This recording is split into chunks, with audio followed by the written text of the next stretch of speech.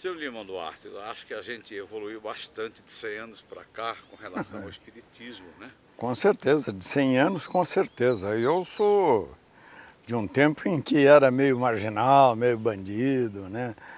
Não era bem uma ciência, ninguém, ou uma filosofia, era uma coisa um pouco marginal. Sou de um tempo lá no Triângulo Mineiro, pátria comum do nosso querido Chico Xavier e Eurípides Barçanufo, mas evoluiu muito. Hoje não, hoje já é aceito como uma ciência ou uma religião, ou os dois, porque não há religião sem ciência e nem ciência sem religião, né?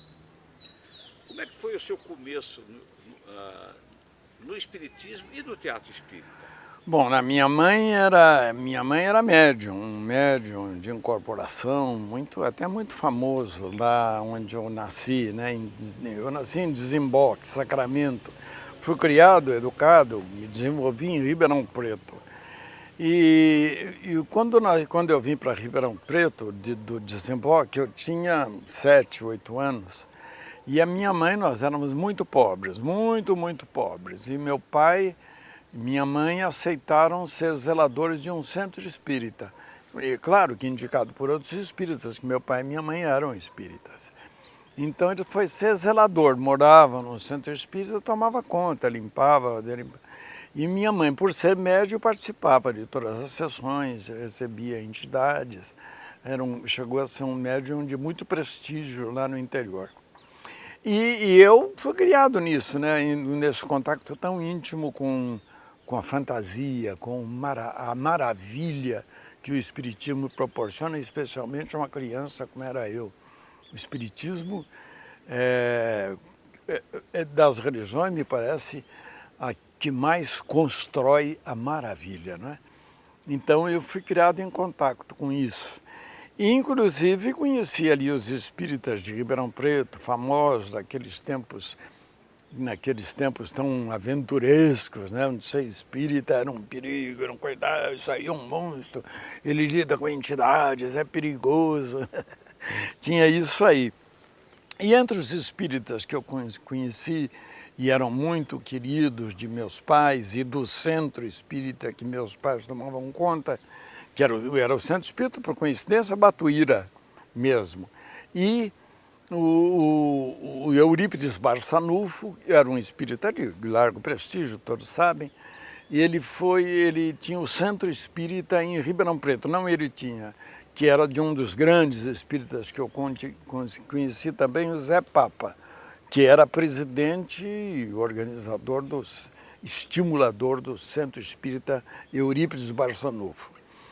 E ele era um autor, ele era um italiano, né? Veio um serralheiro italiano, que eu quero dizer isso, que era um operário maravilhoso, que iniciava Ribeirão Preto e a mim também nas maravilhas do artesanato, né? Ele era serralheiro e também espírita, presidente do centro.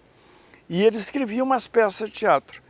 E me propôs que minha mãe também era atriz, além de ser médium, era também atriz daquelas comédias de costume Quantos anos o senhor tinha nessa época? Uns 8, 9 anos, quando fui para Ribeirão. Quando o Zé Papa me escolheu para interpretar uma peça que ele escreveu, aliás, eu fazia o papel título da peça.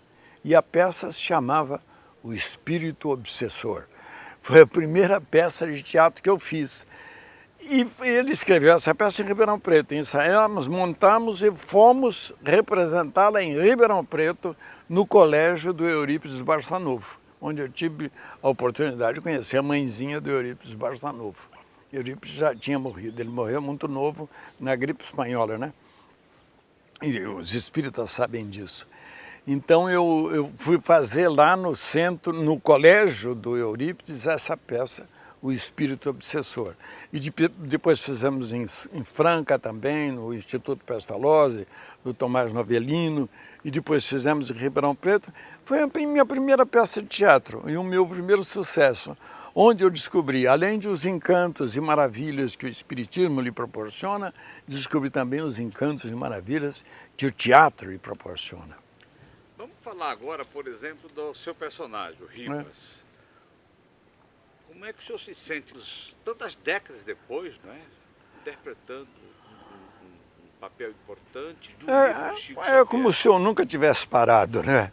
É reatar a minha infância, reatar os contatos com as entidades todas que com certeza me assistem, minha mãe. Eu fiz essa peça, esse filme mais em homenagem, em memória, resgatando uma dívida que eu tinha para com a minha mãe, já falecida, e para com a minha filha, que também é profundamente espírita. Então, pensando nas duas, nos dois polos de minha vida, a mãe e a filha, eu resolvi fazer esse personagem. Espero que tenha estado à altura dele, não é uma personagem que vem do grego, persona, é uma entidade. Então não é coloquial, não tem vícios e nem virtudes dos seres humanos. Eu procurei partir daí, é uma entidade. É uma entidade que olha mais ou menos como olhava minha mãe e que fala mais ou menos como fala minha filha. A mesma linguagem espírita. A mesma linguagem espiritual e do mesmo jeito, né? O senhor, logicamente, a sua infância foi dentro do espiritismo. O senhor Foi. tomou contato com as obras espíritas editadas pela Federação Espírita Brasileira? Não, eu tomei mais contato com o Chico Xavier, né? E o Chico Xavier tem contato com a Federação. E o nosso espiritismo lá em Ribeirão Preto não recebia nada da Federação Espírita, não recebia nenhuma mensagem, porque nós éramos particularmente isolados lá em Ribeirão Preto, lá no Triângulo Mineiro. Eram tempos muito difíceis, muito duros, eram tempos de ser espírita, era mais ou menos ser segregado, o preconceito sobre nós todos era sempre muito grande. Então a gente não recebia nada das entidades, nós fazíamos o nosso espiritismo. E constato hoje que não estávamos muito enganados, não. Certo. E por exemplo, da obra de Chico Xavier, o senhor teve tempo de ler alguma obra Eu conheço o Chico Xavier, claro. Eu não só conheço como era amigo particular, né? Amigo, nós somos da mesma região. Conheço ele, conheço as conferências dele, conheço a oração dele de modo geral. E algumas obras eu conheço, essa agora, e algumas mesmo ditadas por André Luiz, por Emmanuel. Nós éramos inclusive amigos, eu vejo o Chico muito menos como uma entidade, mas como um amigo querido, muito terno, muito meigo, muito fraterno. Era um querido amigo, Chico. Não sou médium, não. A minha mãe era uma grande médium, a minha mãe era mesmo. Então a minha infância foi toda em contato com isso, com a maravilha, como eu digo. Pois era a minha mãe que me puxava a orelha, me dava bronca, me amava e me batia. E de repente recebia entidades que falavam por aquela senhora que me amava tanto. Então eu sentia que aquelas entidades passaram a me amar também, aquelas que elas recebiam. Lima Duarte é o espírito de luz da minha mãe. Eu me chamo Ariclenes Martins. A minha mãe é que me pediu, quando eu tive que escolher, ela disse, põe o nome do meu guia de luz, que você vai ser tão feliz. E eu sou obrigado a acreditar em milagres, não sou? E a vida continua?